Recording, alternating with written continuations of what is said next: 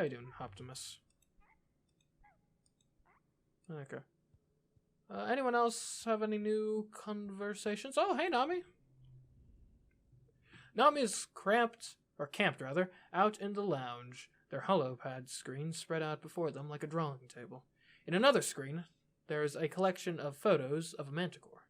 Nami looks between the two screens, their brow furrowed in concentration as they scribble directly onto the screen with a stylus.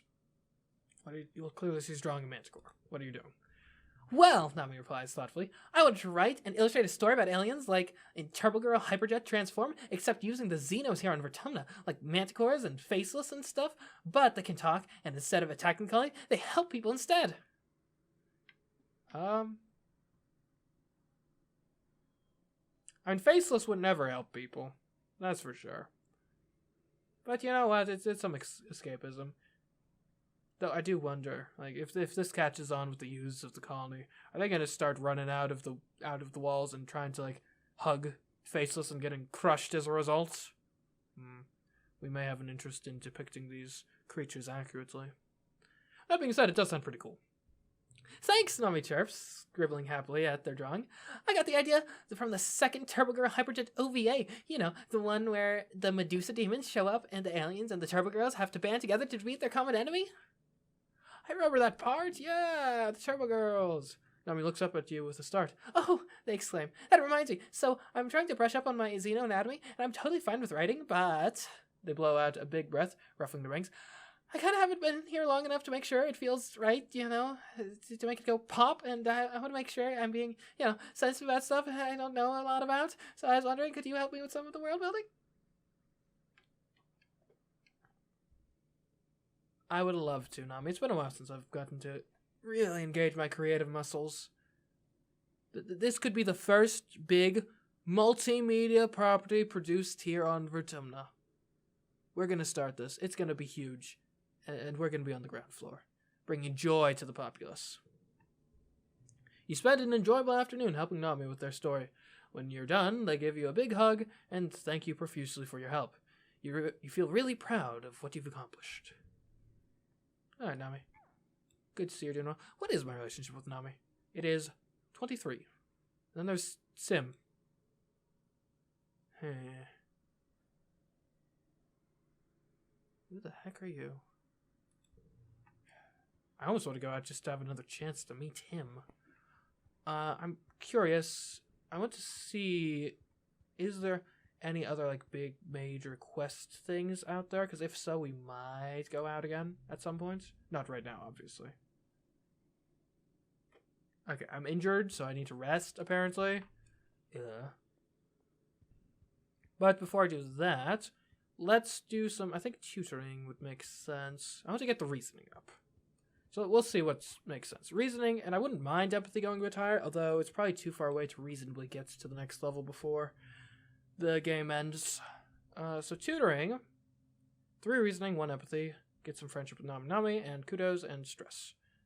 Whereas studying engineering, 1 engineering, 3 reasoning, friendship with Tangent and Nami, 15 stress.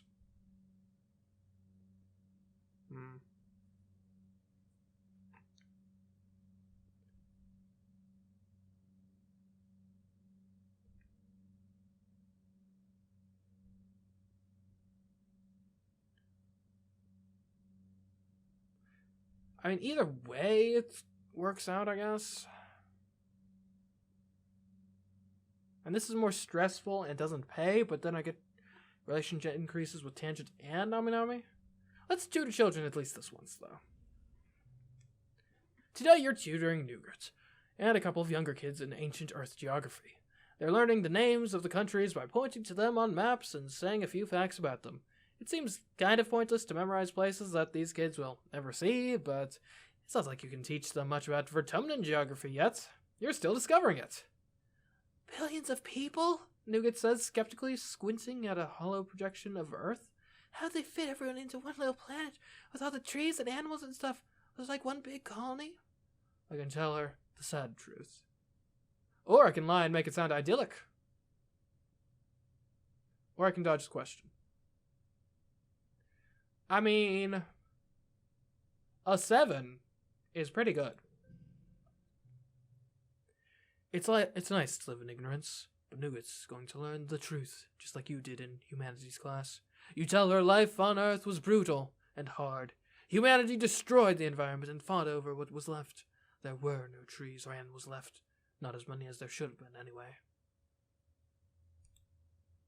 Most people were poor, hungry, and sick, and the ones who weren't kept all the nice things for themselves. At least your parents were lucky to escape on the stratospheric, and you were lucky to be born on it.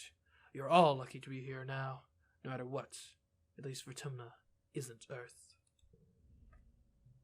Nougat looks bewildered. She doesn't really watch holovids, only the cheerful ones for kids that don't address Earth's decline, so she had no idea. But they still had really, really tall buildings, right? To fit all the people? She asks. You sigh and tell her they did, and she nods in satisfaction and goes back to her schoolwork. Alrighty. 46, let's do this. Let's see. +1 to blues. That becomes a blue. Okay. Now obviously want to use a 10. You can just load up on 5s, I guess.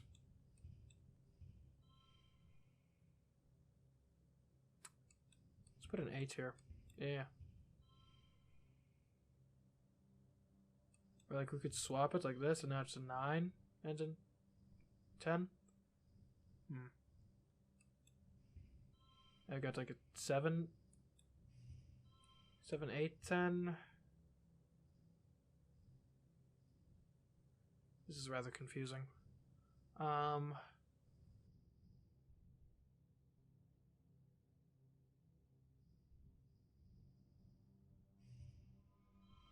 There we go. Victory.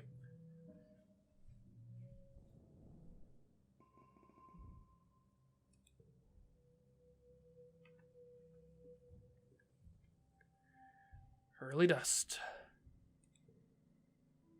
Ooh, new perk. Autoplay fairy.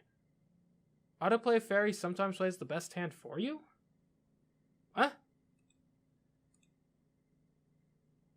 What? Okay. Thanks, I guess. Am I still injured? I'm still injured. Okay, we should... I wonder if there's any chance I can get my hop eye leveled up again. Let's relax in the park. The garden is a peaceful place where you don't have to think about how the colony is always simmering about being at war against the creatures of Vertumna. You can just sit and empty your mind, smelling the sweet perfume of flowers and listening to the wind rustle the green grass. It's one place to find peace, even when it feels like everyone else is losing their minds.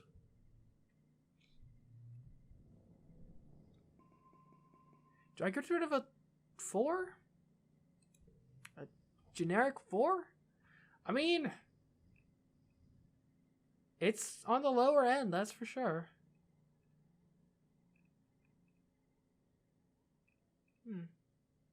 Yeah, I think you get rid of a generic 4 in this case.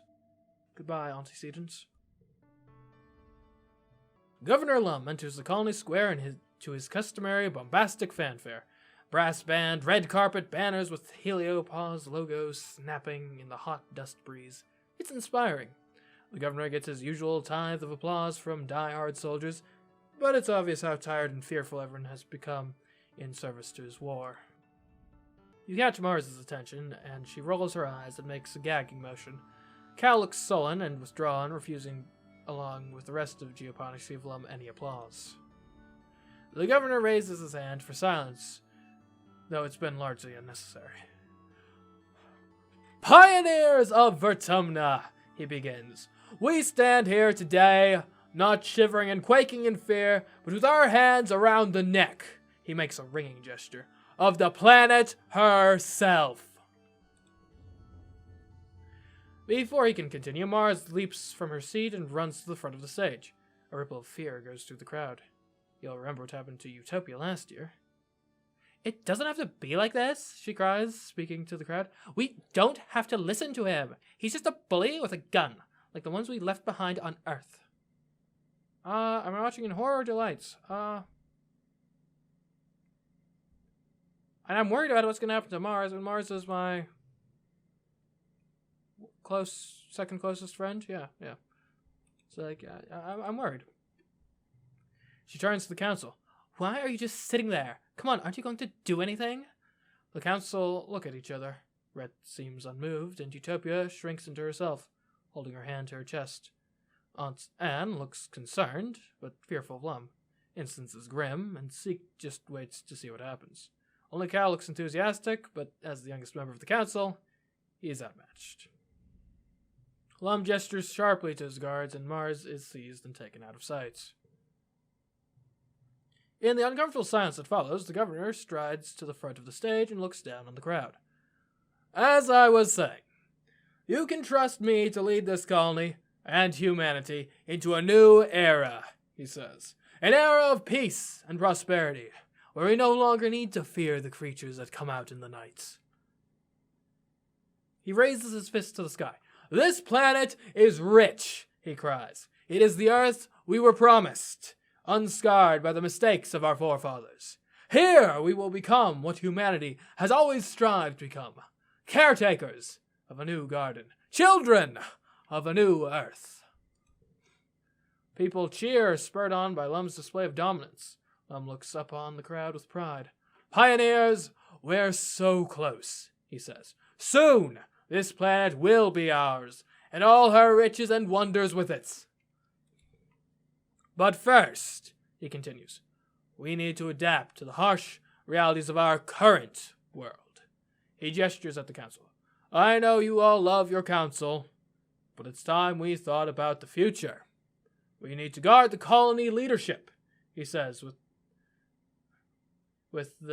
he says this with some disdain, against sudden upheavals, deaths, imprisonments, and the like.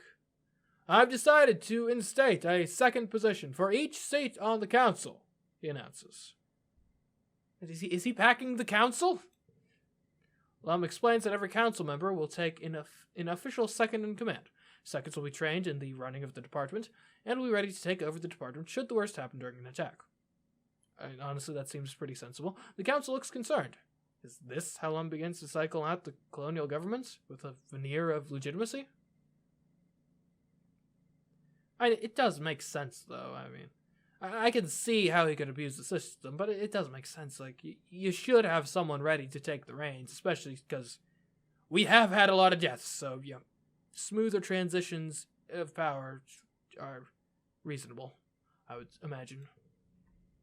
Applicants must have spent a minimum amount of time in that department and will be judged by the council based on their relevant skills, though Lum will likely argue hard for his Helio appointees. I wonder if I can apply to one of the positions. Wouldn't that be fun?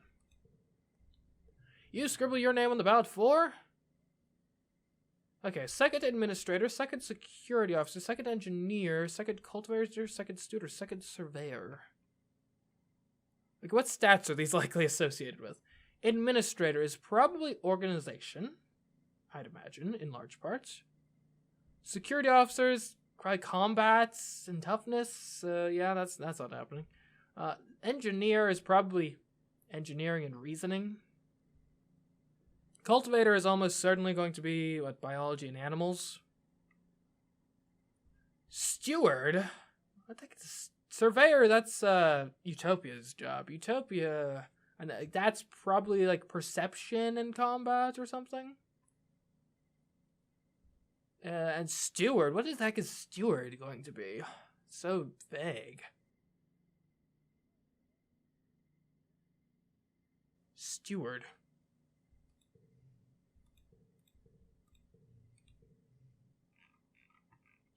Who the heck is... Who even is steward? So Seek is the administrator. And I'd probably be a good administrator. Do I even know who the steward is? What's Auntie Seedent? Oh, Seedent is the steward. So she runs the creche. Okay, that's probably empathy and stuff. Maybe persuasion. Maybe creativity. I'd imagine empathy is probably the most important part. Yeah, I think of all of these, I probably fit in best as an administrator. So we'll try this out. I've got a good working relationship with Seek. Chief Administrator Seek gives you a raised eyebrow of doubt. You almost hesitate.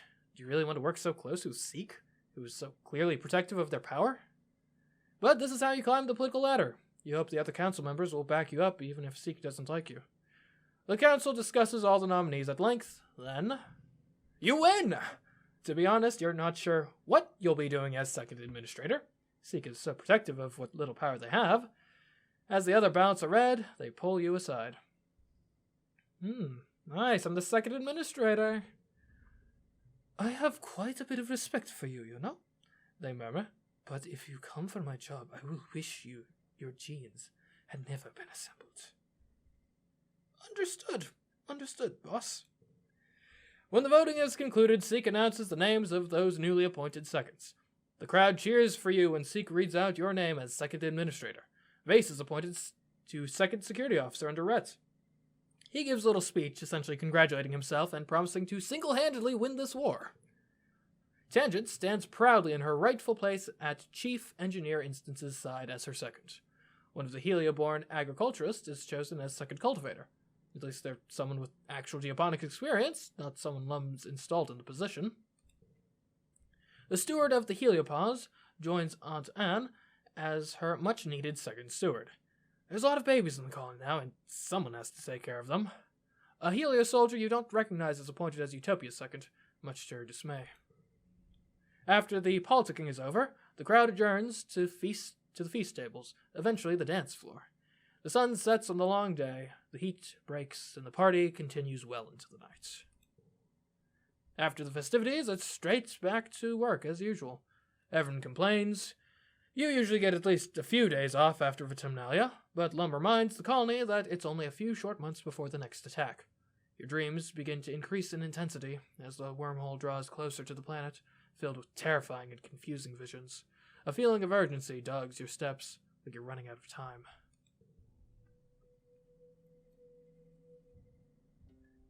Mid-dust. Alright. Okay. Ooh, I am clear-minded now. Huzzah! Clear-minded. Right, I want to check again on the, missions out here. Just, see if there's any main, quest missions left. Because if so, we might want to do that before the year's over. Okay, there are 5 events, and 7 collectibles, and a boss event remaining. So we probably should hit that at some point. It would be prudent to take a spa day first, make the deck a bit better.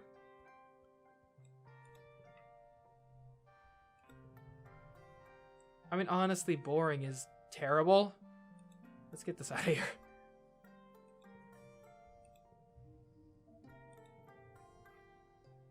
Okay. Gotta get rid of some of these 3s in the mental category.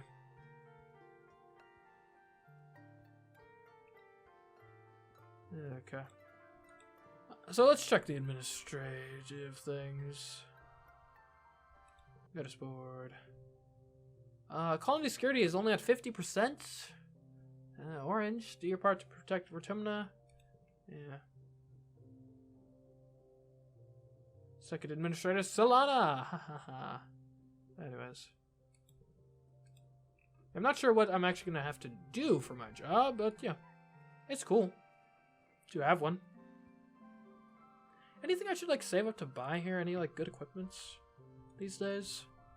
Persuasion.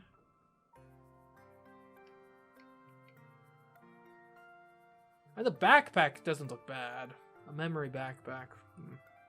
But that's pricey for just an extra card. Although an extra card is not bad.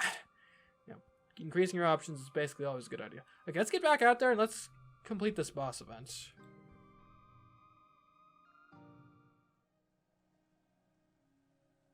I want to have this done before the end of the year. Okay. I want to meet this mysterious figure. Whoever they are. Oh, I mean, we have a name. It's, what is it? Sim? Yeah, Sim.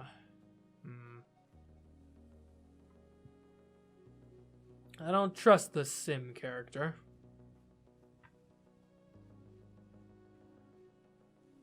I'm curious why I'm only just now meeting them, honestly. And I guess I was a bit of a late bloomer when it comes to doing the expeditions, but still. Well, who knows? This might be a character that's more so comes into play on future playthroughs. I do have an understanding that this game is one that like really thrives on and pushes the whole like play it again sort of thing, to get different endings and stuff. So I'm not sure if we are or not going to do that, because like one playthrough of this game is quite the investment of time. So I'm not sure if we want to do a whole nother one after this, but you guys can start debating that in the comments if you want, because the question will be upon us rather soon. You spot a snap bladder lurching across the path. This one is particularly ugly. Just a misshapen blob of goo barely contained by semi-transparent skin. You can see what it ate for lunch. Ugh. These things are a danger to surveyors, and could potentially kill someone who fell into a brooding nest. They swell up so huge they can't move anymore, and instead half bury themselves and lie in wait for prey to come too close. Ugh, you take this one, Vase says, gesturing to the lumbering beast. Looks like your speed. Let's kill it with Flare. This will be easy. 83? Don't make me laugh. Ha ha ha. Okay, let's get to... We'll start with a set of 3s. Get those off the table. Now, we can do like 3, 4, 5. We'll just sneak a little talent show card in there. 43 this time. Okay, we'll get a 6. We'll get a 6. We'll get another 6.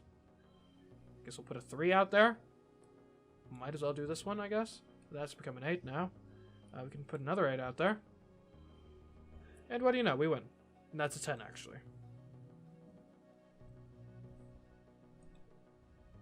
You take out your plas cutter and do a cool spinning move, jumping off a few logs and jamming the tool into the snap bladder's, well, bladder.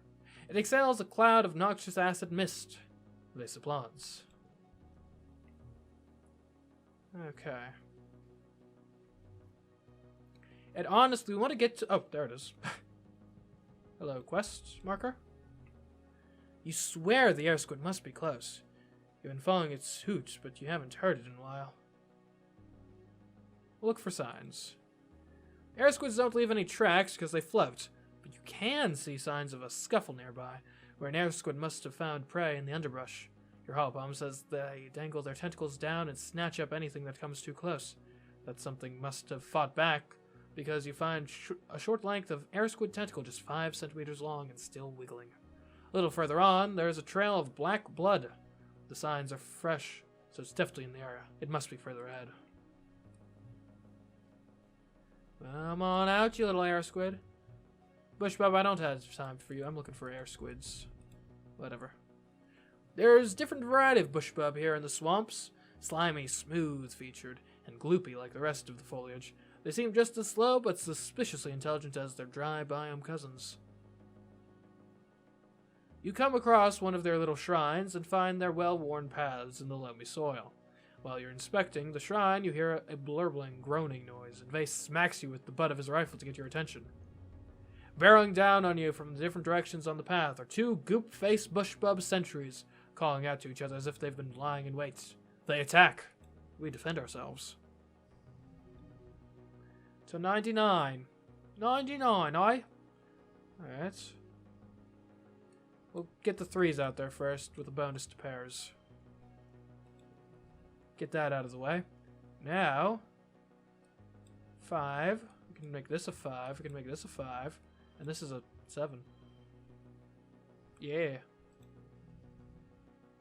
Okay, we got a 9. We got an 8. We got a 7. We got a 6. We got a 5.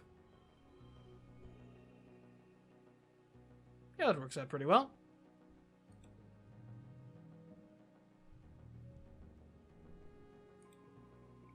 You kill one, and the other runs off. Well, sort of. You've never seen an animal move quite like this, like an ambulatory sack of oatmeal. We'll analyze the corpse. Yeah, okay. Vase sighs as you kneel down to take a closer look at the goopy bushbub. This must be some subspecies of bushbub that doesn't appear on your holopalm's bestiary. His rock-like skin is much thinner and slimy, and his branches don't look like they've ever had leaves on them. You cut it open and its organs just don't make sense. They're jumbled in there willy-nilly. You can't even figure out how this creature would digest food. Maybe it's a genetic abomination? But there were 2 of them. Yeah, we've fought these bush bubs before. They're not that strange. Okay. Oh, give me that mushwood log. And the egg. Is this the end? End of the road?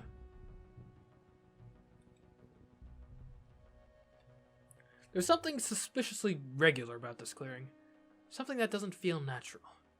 There's something here. I can feel it, Vase mutters. We're not leaving until we figure it out. Don't even think about dragging me down like you always do. Hey, Vase, we're a good team out here. Fine, if that's how he wants to play this. You split up and walk to opposite sides of the strange clearing to investigate. The muck sand is so even here, like it was smoothed by a giant spatula or vibrated from below to settle perfectly level. You turn to see if Vase has any ideas. Wait, where did Vase go? Vase is gone? You jog over where you last saw him and discover that the ground drops away here to reveal a perfectly person-sized hole. Vase's backpack lies nearby. He must be inside. You call down to him and hear the distorted echo of his voice call back to you. He's found something. You crawl in after him. The tunnel drops steeply and is longer and more narrow than you're quite honestly comfortable with. You're relieved when you finally pull yourself through to a large cavern. Vase helps you to your feet with a haunted expression, and you rise to see.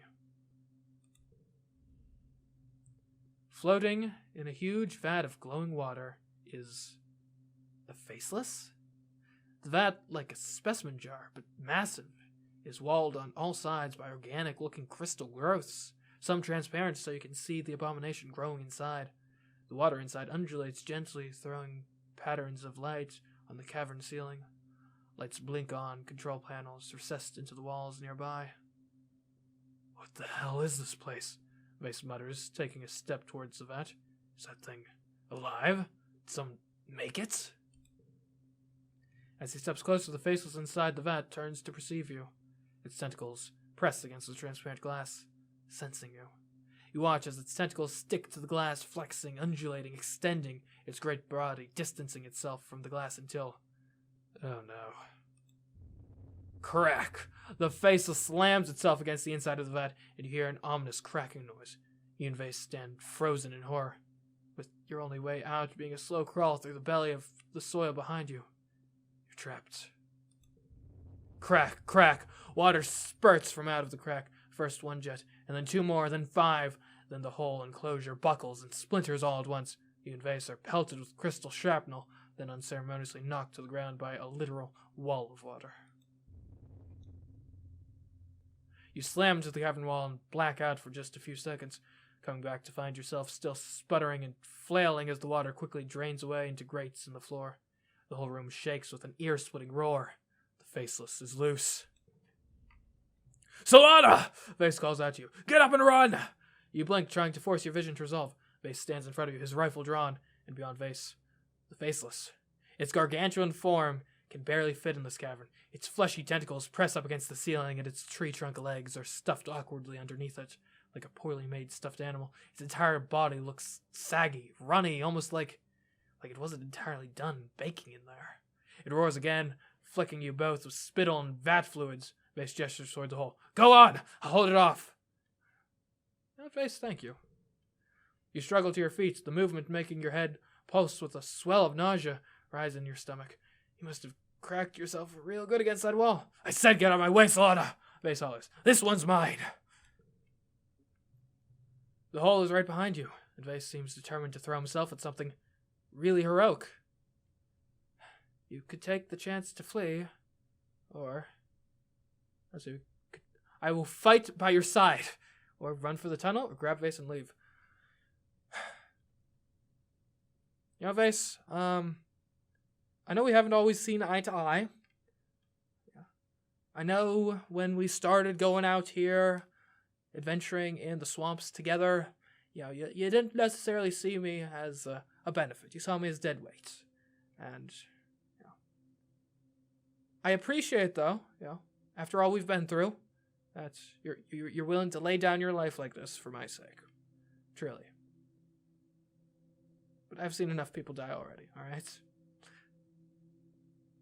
We're doing this together. You shake off your injuries and stand behind Vase, who shoots you a grim smile and a short, soldier-like nod of approval. I'm glad you have my back, he says. Let's do this thing. Let's fight it together. 110 is the goal, and we need to get it. Okay. I mean, I think just a set of 5s makes a decent bit of sense here. Okay.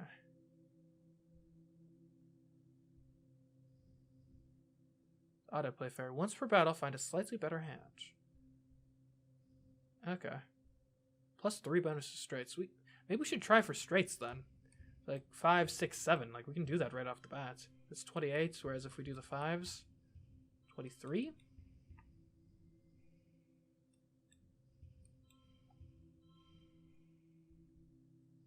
But let's save that prime straight stuff for a later thing where we can have a bigger straight, I say.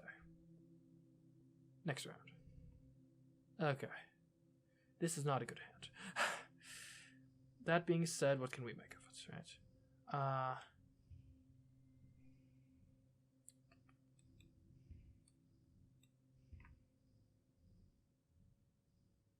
I mean, we can do a 3, 4. We don't have a 5. We could potentially manufacture a 5, maybe.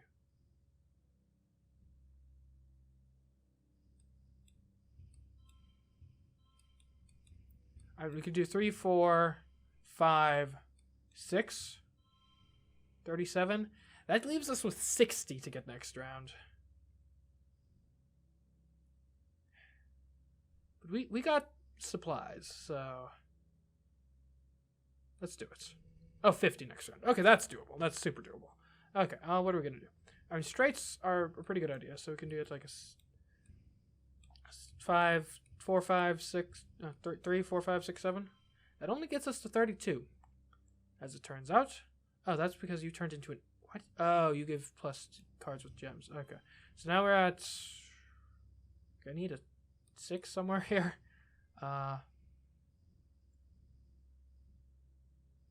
Hold on. We got this. We got this.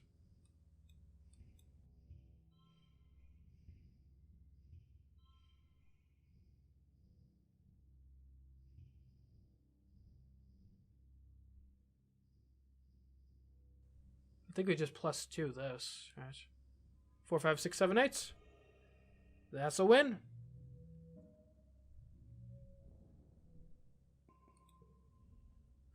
This face is, well, juvenile. It doesn't seem to be the right word for it, but it's unfinished, and it shows in its stamina and overall lack of ferocity.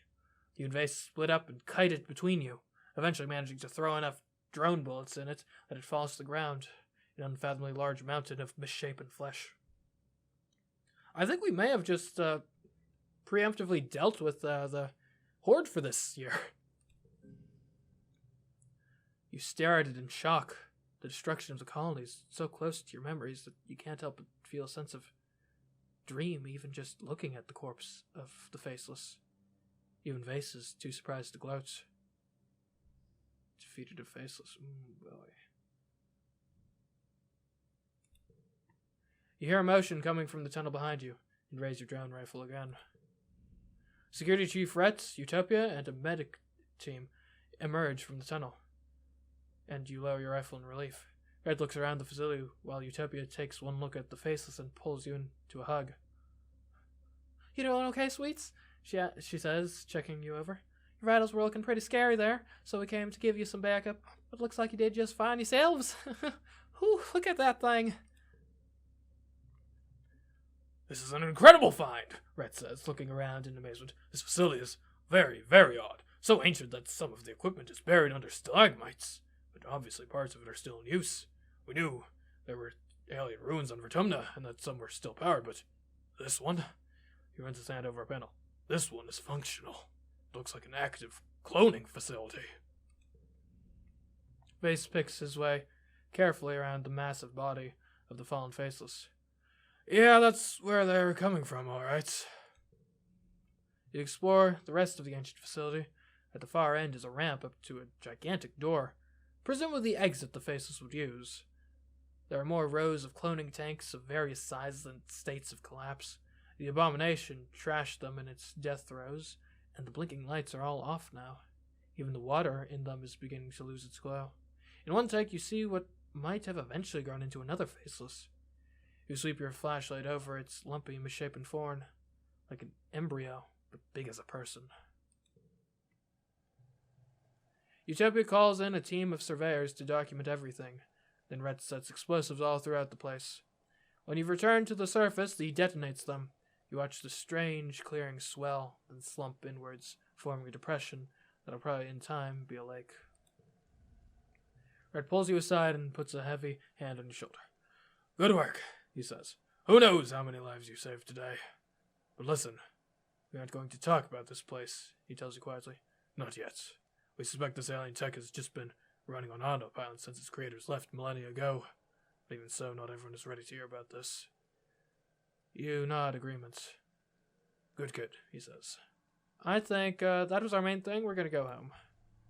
No Unisaur, but hey, I guess we saved the colony from a Faceless prematurely, so there's that. There's that little thing. You're browsing the colony bulletin board on your holopalm over breakfast when you notice a new post from Nami. It seems to be a short story. The title is Xenos to the Rescue. Oh boy. You open the story and read through it, rather. Wow, it's actually pretty good. Nami did a great job of grounding the unrealistic premise of talking manticores with relatable characters and a strong emotional story. With your help on some of the finer details, Nami's written something that truly elevates the art form. You get the notification through your holopalm that you've received some kudos along with a message from Nami. Thanks for the help, Solana. Here are your royalties. Aw, thanks, Nami. I knew it was a good idea to help with that. Yeah, patronizing the arts, always a great idea.